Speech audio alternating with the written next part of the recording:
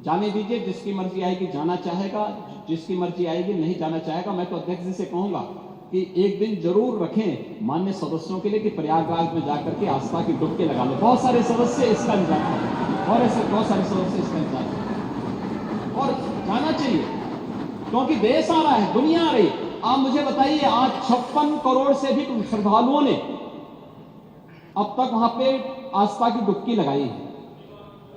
अगर मैं भारत के अंदर देखूं, 140 करोड़ की आबादी में 110 करोड़ सनातन धर्मावलंबी है। कुछ और भी मिला लेते, मान के चलिए कि हर एक परिवार में 4 सदस्य होंगे तो हर परिवार के 2 सदस्यों ने अब तक वहां डुबकी लगाई है। तो ये लोग क्यों वंचित रहेंगे? ये क्यों वंचित रहना चाहते हैं? जो अगर बहुत सारे लोग इंतजार कर रहे होंगे कि हो सकता है कि यहां पे कोई हम सेशन कर लें, मेरा कहना है कि एक अवसर मिलना चाहिए मान्य सदस्यों को, वहां पे जाकर के व्यवस्था की डुबकी लगाएं।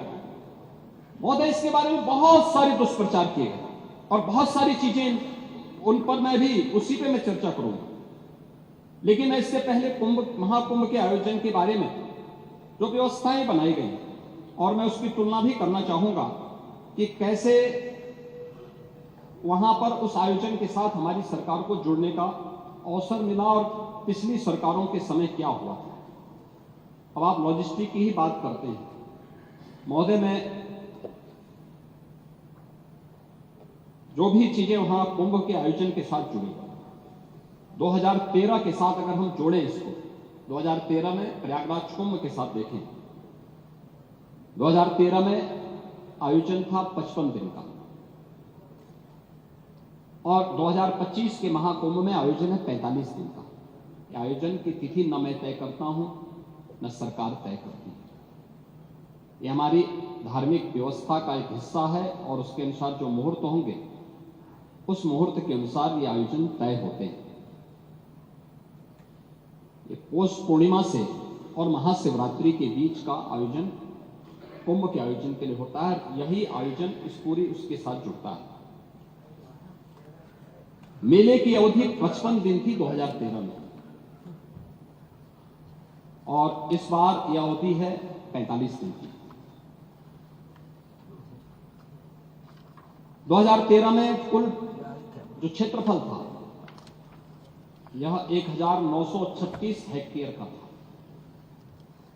यानी अगर हम इसको एकड़ में देखेंगे तो ये मुश्किल 5000 एकड़ का भी नहीं होता। और इस बार हम लोगों ने इसको बढ़ाया है, लगभग 10,000 एकड़ से अधिक क्षेत्रफल में महाकुंभ के आयोजन को हमारी सरकार आयोजित कर रही है। 2013 में 14 सेक्टर में था, इस बार ये आयोजन है 25 सेक्टर में।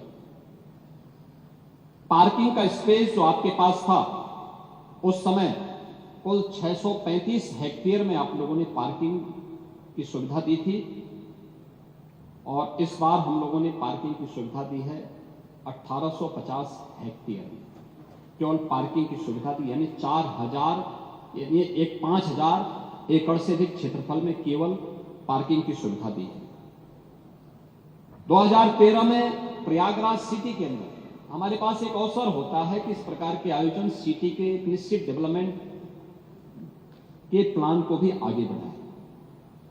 आपने देखा होगा 2013 में प्रयागराज सिटी के बारे में कोई आरओबी नहीं, कोई पक्के घाट नहीं, रिवर फ्रंट के लिए कोई कार्य नहीं हुआ। लेकिन हमारी सरकार को इस सौभाग्य जाता है कि 2019 में हमने 9 आरओबी और 6 अंडरपास बनाए थे और 2025 में हमारी सरकार ने जो पैसा वहां खर्च किया उसमें प्रयागराज सिटी के अंदर 14 फ्लाईओवर बनाए हैं, 14 नए फ्लाईओवर बनाए हैं, 9 उसमें पक्के घाट बनाए हैं, 7 रिवर फ्रंट रोड का निर्माण किया गया है। अस्थायी घाट 2013 में केवल 4 किलोमीटर का था, इस बार जो अस्थायी घाट बने हैं वह 12 किलोमीटर का बनाया गया है। शटल बसेज आप लोगों ने 2013 में एक भी नहीं चलाई थी, याद करना। ये शटल बसेज ही फ्री में श्रद्धालु जनों को कुंभ के नजदीक क्षेत्रफल में संगम के आसपास के क्षेत्र तक पहुंचाती है, एक भी नहीं थी। इस बार 550 बसेज केवल शटल बसेज हैं जो श्रद्धालु जनों को वहां तक पहुंचाने का काम कर रही है। रोडवेज की बसें आपने 2013 में कुल 2300 खरीदी थी। इस बार हम लोगों ने 7000 बसें केवल श्रद्धालुओं की सुविधा के लिए वहां लगाई है। बस स्टैंड आपके समय में मात्र 3 थी, हमने 7 बनाए हैं। सड़कों के चौड़ीकरण का कार्य आपके समय में मात्र 55 का हुआ था। हम लोगों का सौभाग्य है कि 19 में 125 सड़कों को 2 लेन से 4 लेन, 4 लेन को 6 लेन में, और 2025 में 200 से अधिक सड़कों को हम लोगों ने इसके साथ जोड़ा है, जो 2 लेन से 4 लेन, 4 लेन से 6 लेन बनाने का काम हुआ है। नालों की स्थिति, एक बड़ी चर्चा इसमें हो रही है, और मैं सोच रहा था कि हो सकता है कि कुछ माननीय सदस्य इसके बारे में यहां चर्चा भी हो सकता करेंगे, लेकिन हो सकता उनका संज्ञान नहीं आया होगा। और है जिस प्रकार का दुष्प्रचार लोग करने में लगे हैं, उत्तर प्रदेश को, महाकुंभ को, सनातन धर्म को बदनाम करने के लिए, देश को बदनाम करने के लिए जो साजिशें रचने वाले तत्व हैं, वे लगातार इस प्रकार का दुष्प्रचार करते हैं। पहले मैंने कहा ना, जो काहिरा में अग्निकांड की घटना को प्रयागराज के साथ जोड़ना, नेपाल की घटना को, झारखंड की घटना को, या वेस्ट बंगाल की घटना को, या देश के अंदर की किसी बड़ी दुर्घटना को प्रयागराज के साथ जोड़ना, इस प्रकार के लगातार वीडियो सोशल मीडिया हैंडल के माध्यम से और डिजिटल मीडिया के प्लेटफॉर्म पर भी आप देख सकते हैं। ऐसे ही जल की गुणवत्ता के बारे में भी प्रश्न खड़े करने के प्रयास हुए। याद रखना, 2013 में बायोरेमेडिएशन या जियो ट्यूब की व्यवस्था बहुत सीमित थी, और परिणाम क्या था? पूरा कुंभ अव्यवस्था, गंदगी और अराजकता का एक अड्डा हो चुका था। उस स्थिति को सोचिए, जब मॉरिशस के माननीय प्रधानमंत्री 2013 में प्रयागराज महाकुंभ में पधारे थे, और गंगा में गंदगी देख करके, अव्यवस्था देख करके, पॉल्यूशन की मात्रा को देख करके उन्होंने स्नान करने से इनकार कर दिया था। और 2025 में जब हम लोग आए हैं, तो मैंने तो आपको आंकड़े बता दिए कि 56 करोड़ से अधिक श्रद्धालु अभी स्नान कर चुके हैं, एक सप्ताह बाकी है। 81 नालों को, यानी 261 MLD के जो वहां के नाले हैं, सभी को टेप किया गया है। और टेप ही नहीं किया गया है, बल्कि उसके बारे में जो सरकार की व्यवस्थाएं बनाई गई है, उसके बारे में विस्तार से सदन में कहना चाहूंगा, क्योंकि बहुत सारे लोग अभी उसके बारे में दुष्प्रचार करने की अपनी उस प्रवृत्ति से बाज नहीं आएंगे, और इसलिए मैं उसके बारे में बताना चाहूंगा कि गंगा जी हो या यमुना जी हो, प्रयागराज के जितने भी वहां पे संगम स्थल से जुड़े हुए जितने भी वहां के अगल बगल के जितने भी नाले हैं, जितने भी इस प्रकार के सीवर का है, ड्रेनेज का है, सबको टेप करके, या तो STP में या बायोरेमेडिएशन या जियो ट्यूब के माध्यम से उनके शुद्धिकरण के बाद ही उसे वहां पर वो किया जा रहा है। दूसरा है, ट्रीटमेंट के बाद ही उस जल को छोड़ा जा रहा है। जल की शुद्धता के जो मानक होते हैं, वह 2 स्तर पर जांची जाती है। एक तो BOD स्तर पर, बायोलॉजिकल ऑक्सीजन डिमांड के रूप में, और दूसरा DO के रूप में, डिजॉल्व ऑक्सीजन के रूप में। और इन दोनों के मानक निर्धारित हैं, जिसमें BOD 3 या उससे कम होना चाहिए, और DO जो डिजॉल्व ऑक्सीजन की मात्रा है वो 5 से अधिक होनी चाहिए। जल में स्नान करने के लिए जल की जो मात्रा होती है, उसमें ये मात्रा इस रूप में होनी चाहिए। और मुझे बताते हुए यहां पर मैं आपको बताना चाहता हूं कि उत्तर प्रदेश जो पॉल्यूशन कंट्रोल बोर्ड है, वो लगातार वहां पे जल की मॉनिटरिंग करता है, उसकी गुणवत्ता को बनाए रखने के लिए कार्य कर रहा है। और आज की जो उनकी रिपोर्ट है संगम की, कि संगम और उसके आगे पीछे जो BOD है वो 3 या उससे कम है, और डिजॉल्व ऑक्सीजन की मात्रा ये 8 और 9 से अधिक पाई जा रही है। यानी संगम का जल स्नान करने लायक भी है और आचमन करने लायक भी है। जो लोग इसका दुष्प्रचार कर रहे हैं, वे उन सबको इस बात को देखना चाहिए। एक समाचार पत्रों में एक न्यूज जो देखने को मिली, मैं भी देख रहा था, पुरानी न्यूज है, NGT के माध्यम से, NGT का नाम लेकर के दिया गया है, किसी ने दिया है, जिसमें उन्होंने कहा है कि फीकल कोलिफॉर्म की उसमें उन्होंने चर्चा की। ये फीकल कोलिफॉर्म की जो मात्रा उन्होंने की है, इसमें 2500 MPN यानी मोस्ट प्रोबेबल नंबर, ये उससे उसका मापक माना गया है। इससे कम होनी चाहिए 100 ml में, 100 मिलीलीटर में। और इसके जो अलग अलग नमूने लिए गए फीकल कोलिफॉर्म के लिए, ये फीकल कोलिफॉर्म बढ़ने के बहुत सारे कारण हो सकते हैं। या तो कहीं सीवेज लीकेज है, या बहुत बार होता है कि भाई इस प्रकार की नदियां हैं, कोई वह चैनलाइज तो है नहीं,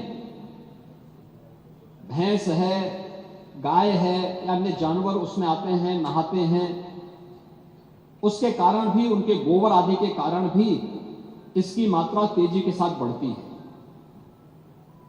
लेकिन प्रयागराज के संदर्भ में जो मैं आपको स्पष्ट करना चाहूंगा कि 12, 16, 20, 25, 30 जनवरी, 5, 10 और 13 फरवरी को जो सैंपल के परीक्षण लिए गए हैं, उसमें संगम नोच पर फीकल कोलिफॉर्म की मात्रा मानक के अनुरूप पाई गई है।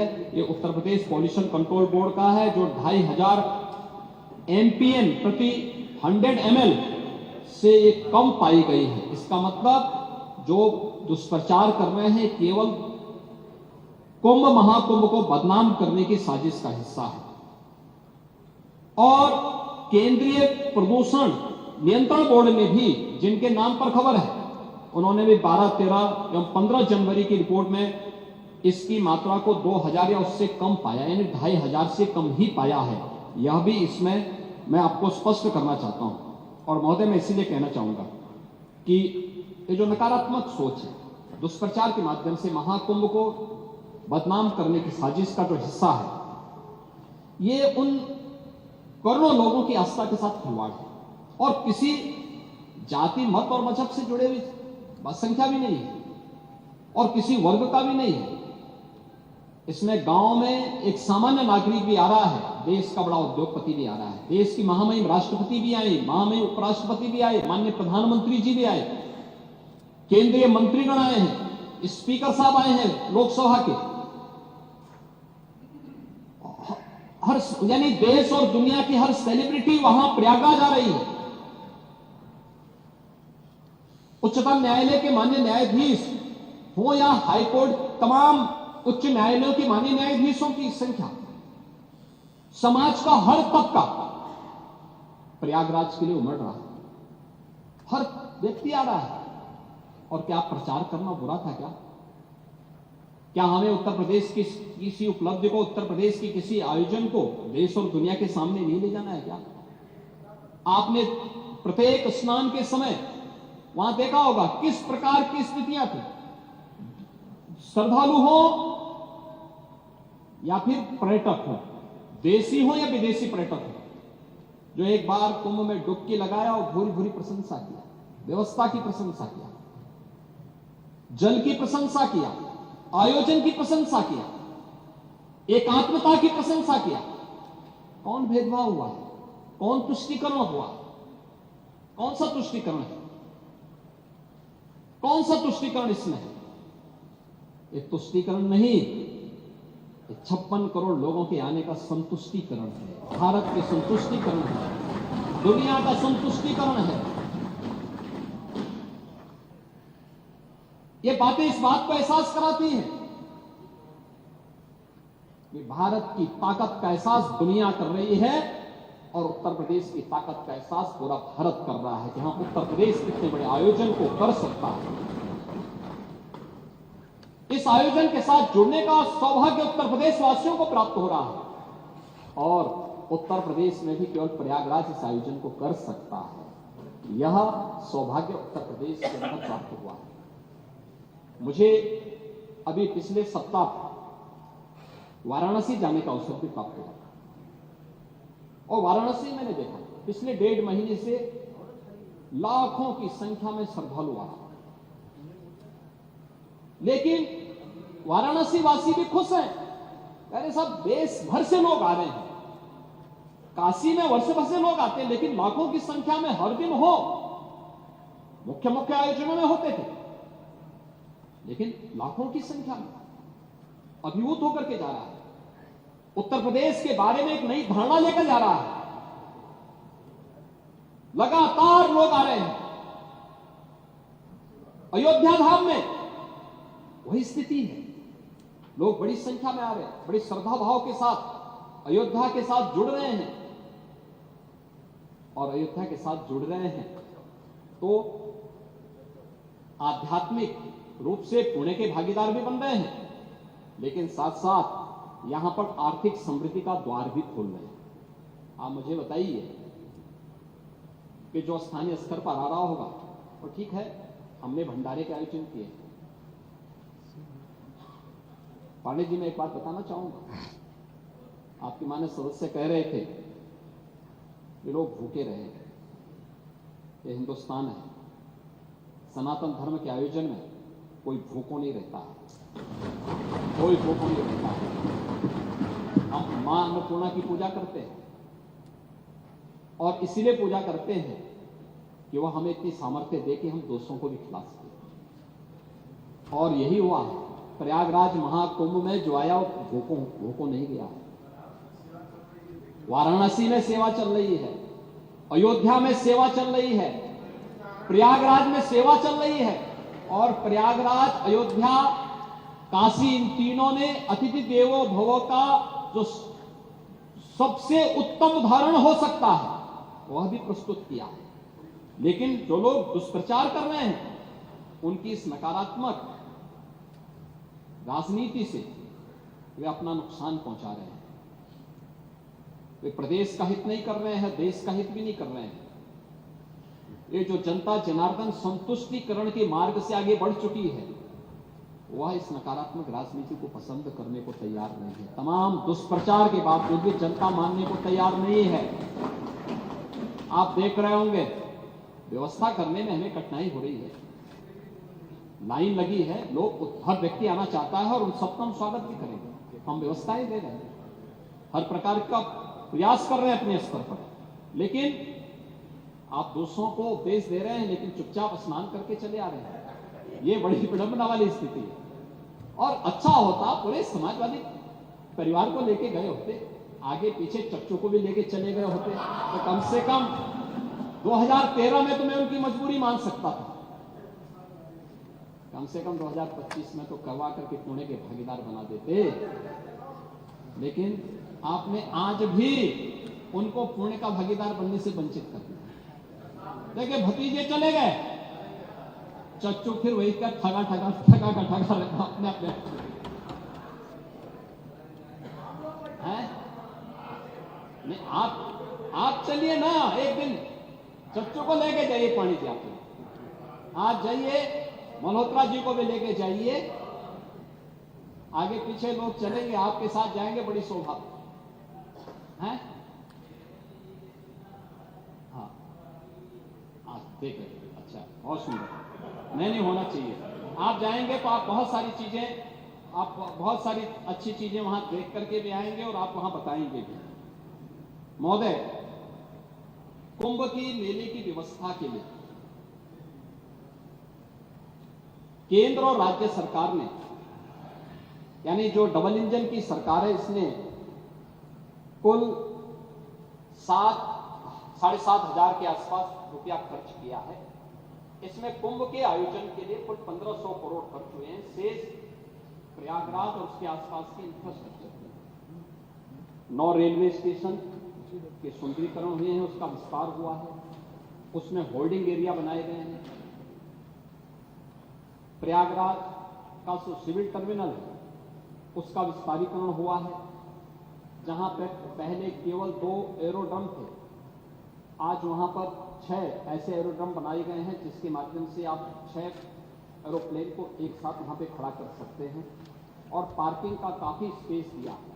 और मुझे बताते हुए प्रसन्नता है कि पूरे महाआयोजन के दौरान, यानी कोई कल्पना नहीं करेगा कि अब तक 750 से अधिक फ्लाइट, रेगुलर और चार्टर प्लेन वहां पर उतर चुके हैं। यानी ये उत्तर प्रदेश की 3000 से अधिक ट्रेन भारतीय रेल ने चलाए। और सचमुच भारतीय रेल का कार्य बहुत अभिनंदनीय रहा। बेहतर कोऑर्डिनेशन के माध्यम से। माननीय रेल मंत्री स्वयं कोऑर्डिनेशन के साथ स्वयं जुड़े थे, लगातार मेरी उनके साथ बातचीत हो रही थी। रेलवे बोर्ड के अध्यक्षों या रेलवे के महाप्रबंधक या डीआरएम अन्य स्तर के सभी अधिकारियों पूरी तत्परता के साथ इस पूरे आयोजन के साथ और लाखों की संख्या में जितनी ट्रेन मेला स्पेशल चलाने की आवश्यकता पड़ी प्रयागराज से उनके गंतव्य तक पहुंचाने के लिए उन्होंने पूरा सहयोग इसमें किया है, जिससे आयोजन इतनी भव्यता के साथ इतने दिव्यता के साथ आगे बढ़ पाया है और इसको हम इस रूप में आगे बढ़ाने का काम कर पाए हैं और सबके प्रयास लोकल प्रशासन के साथ मिलकर के कार्य आगे बढ़ाए गए। मैं जो व्यवस्था के बारे में कर रहा था कि टेंटेज की जो व्यवस्था वहां पर की गई, आपने देखा होगा कि वहां पर जो व्यवस्थाएं थी इससे पहले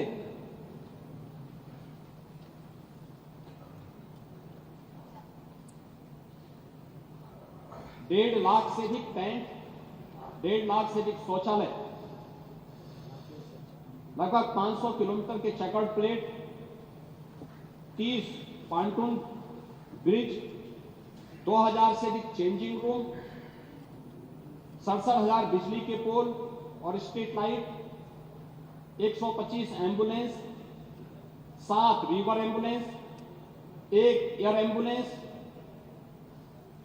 स्वच्छता के लिए 20,000 से अधिक सफाई जो कार्मिक हैं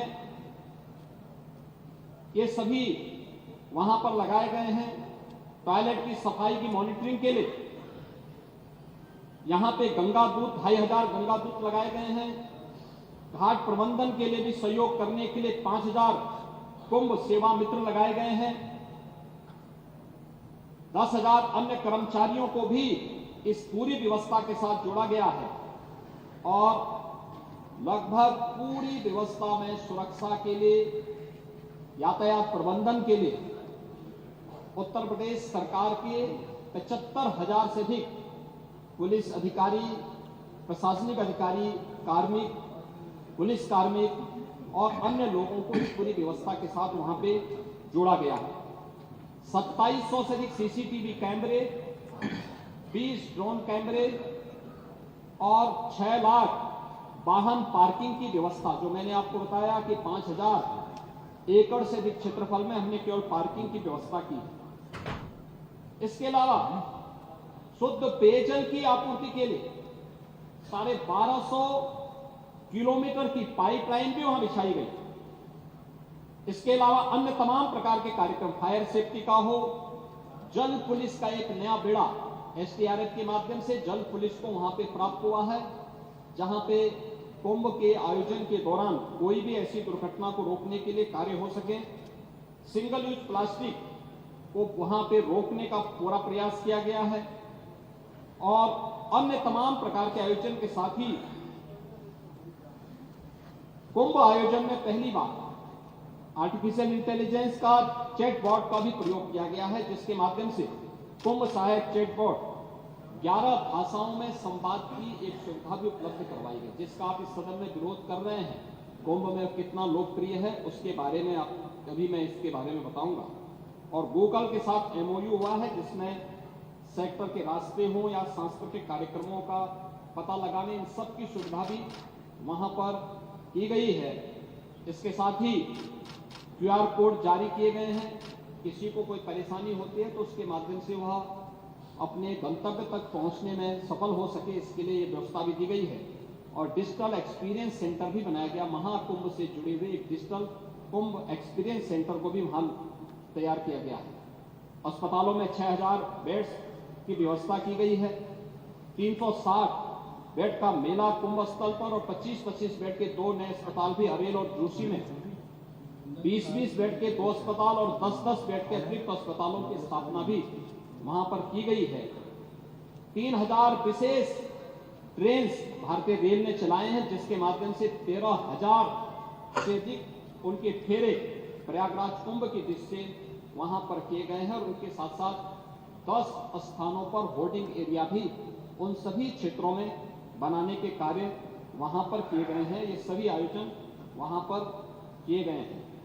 महोदय, इसके साथ ही अगर हम देखेंगे कि 2013 में जो प्रयागराज कुंभ में आने वाले श्रद्धालुओं की संख्या थी वो मात्र 12 करोड़ थी और 55 दिन के आयोजन में 12 करोड़। और उस समय की स्थिति के बारे में अगर मैं चर्चा करूं, यद्यपि ये चीजें कितना आवश्यक है मैं ये नहीं कह सकता, लेकिन फिर भी मैं आपसे कहना चाहूंगा कि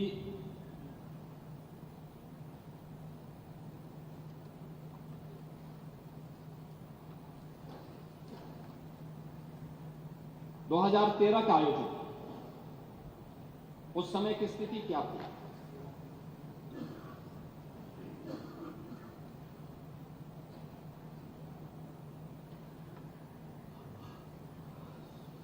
उस आयोजन को उस दौरान एक हादसों के रूप में, अव्यवस्था के रूप में, भ्रष्टाचार के रूप में देखा गया। और जो हावड़ की बात कर रहे हैं, प्रभारी मंत्री के साथ हावड़ में क्या हुआ था यह भी किसी से छुपा हुआ नहीं है। उनको एयरपोर्ट से ही वापस आना पड़ा।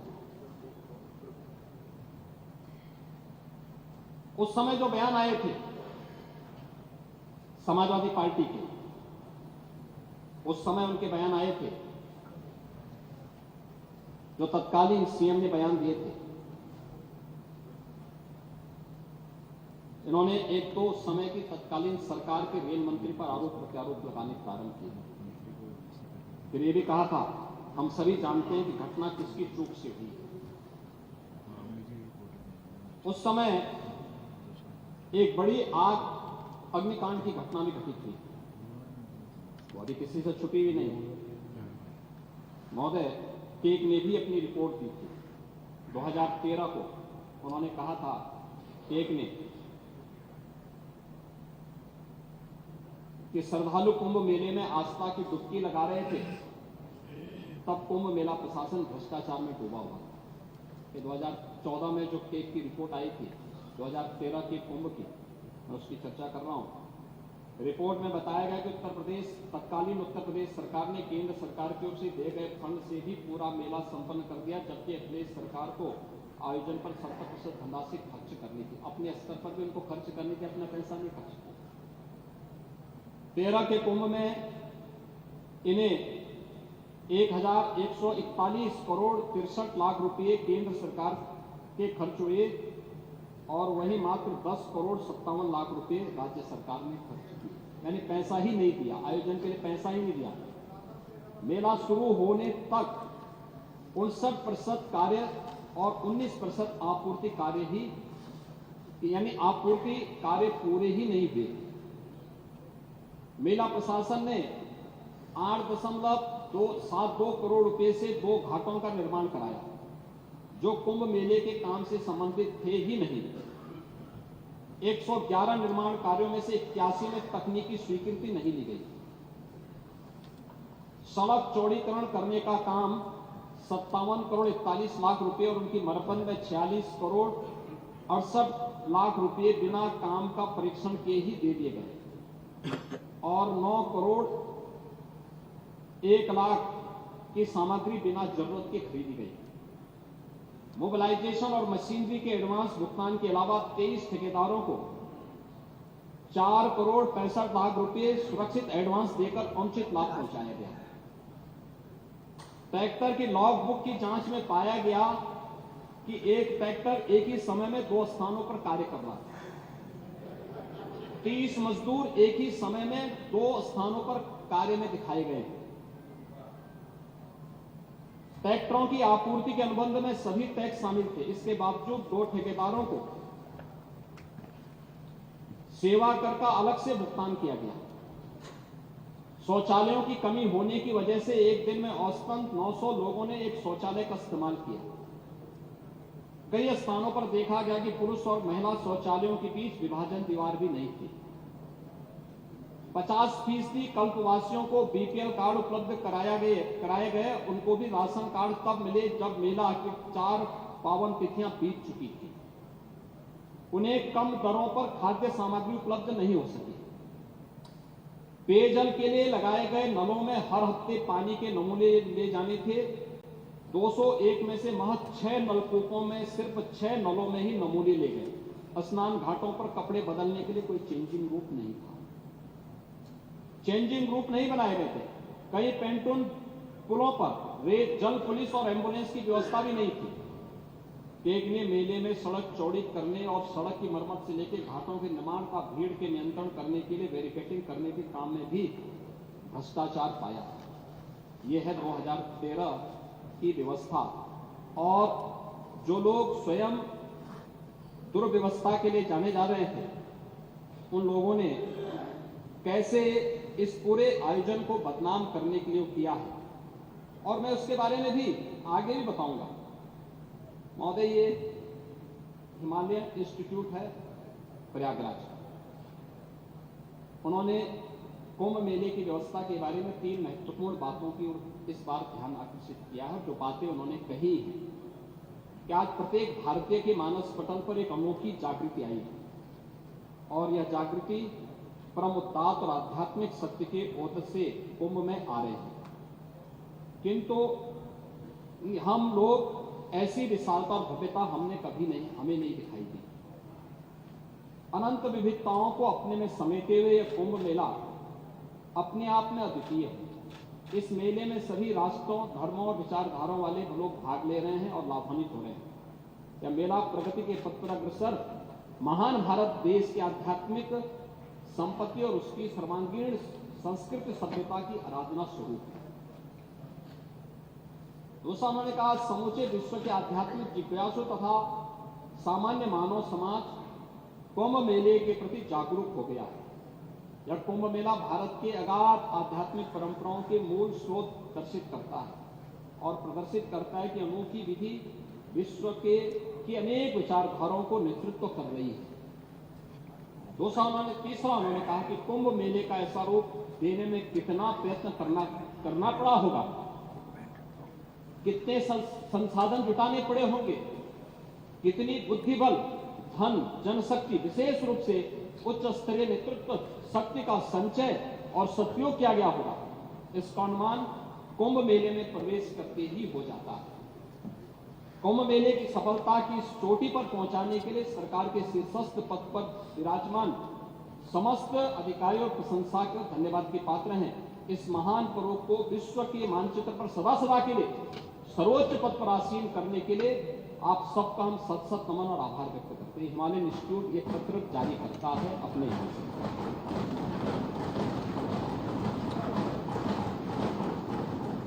महोदय, मैं केवल एक बात कहना चाहूंगा, मुझे आरोप प्रत्यारोप नहीं करना।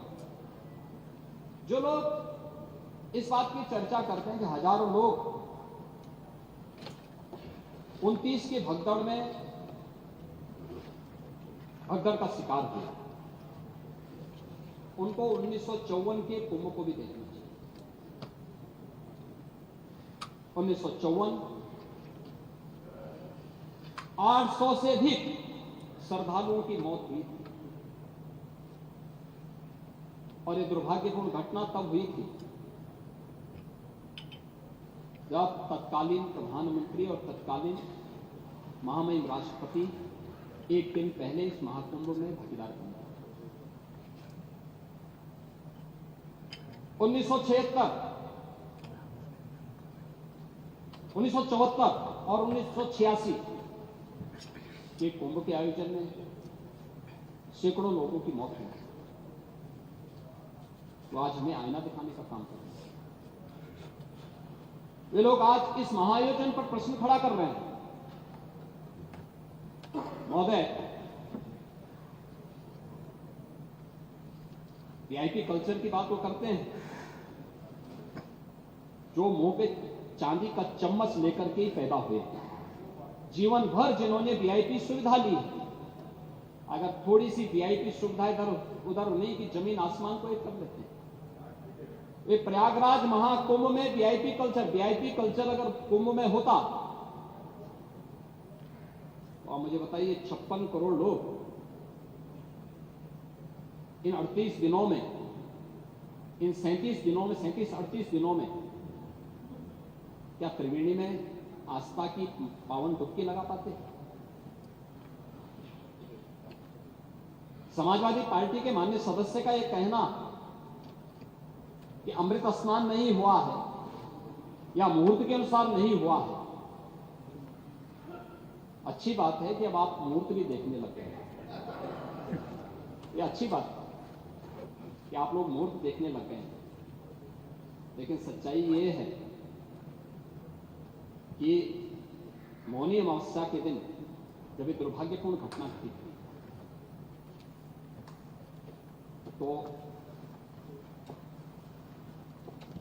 उस समय प्रयागराज के अंदर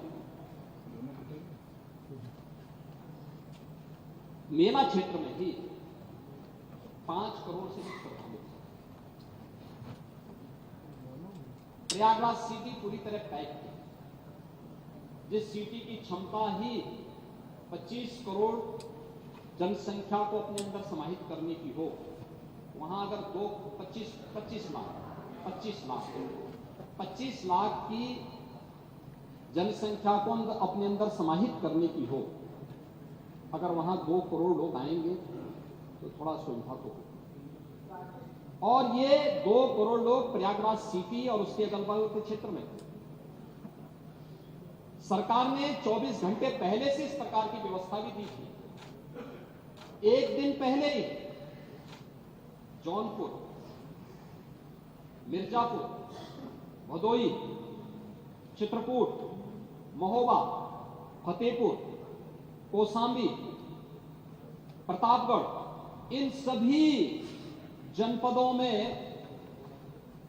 होल्डिंग एरिया बना करके वहां पे पार्किंग स्पेस दे करके श्रद्धालु जनों को रोका। और महोदय, लगभग 2 लाख बसें वहां पे रोकी गई थी, यानी लगभग 2 करोड़ श्रद्धालुओं को हम लोगों ने इन क्षेत्रों में पहले दिन ही रोका हुआ। और मैं धन्यवाद दूंगा कि स्थानीय प्रशासन ने भी और स्थानीय जनता ने, उत्तर प्रदेश वासियों ने आतिथ्य सेवा का उत्कृष्ट उदाहरण प्रस्तुत किया इन जनपदों में। लगातार 24 घंटे पर, यानी एक दिन पहले 28 जनवरी को 5 करोड़ श्रद्धालुओं ने वहां स्नान किया महाकुंभ में। और भीड़ के उस प्रेशर को हम देख रहे थे। एक एक क्षण पूरा प्रशासन, पूरा शासन इसमें लगा रहा, एक एक क्षण लगा रहा। एक स्पेस की इतनी सीमा होती है, धरती की इतनी सीमा है, वो असीमित नहीं है।